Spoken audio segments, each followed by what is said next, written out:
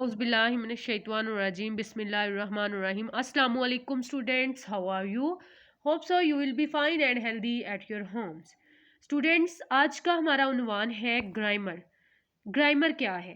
बेटा, दुनिया में हर ज़बान के कुछ असूल और कवानीन होते हैं जिनसे इस ज़ुबान को सही तौर पे सीखा, पढ़ा, लिखा और इस्तेमाल किया जा सकता है. इसी तरह उर्दू ज़ुबान के भी असूल और कवानीन हैं जिन्हें ग्रामर या कवायद कहते हैं. इनको जान लेने से हम उर्दू ज़ुबान को ठीक तरीके से बोल और समझ सकते हैं. कवायद के हिस्से. कवायद के दो हिस्से होते हैं, हिस्सा सर्फ और हिस्सा नहव. सर्फ किसे कहते हैं? कवायद का वो हिस्सा जिसमें अल्फाज से बहस की जाती है, यानी ये लफ्ज़ वाहद है या जमा, मुज़क्कर है या मोनस, इसम है या फ़ेल या हर्फ. कवायद में सिर्फ कलमातो अल्फाज ही मौजू बहस होते हैं. नहव. कवायद या ग्रामर का वो हिस्सा जिसमें मरकब जुमलों और अबारतों से बहस की जाती है नहव कहलाता है.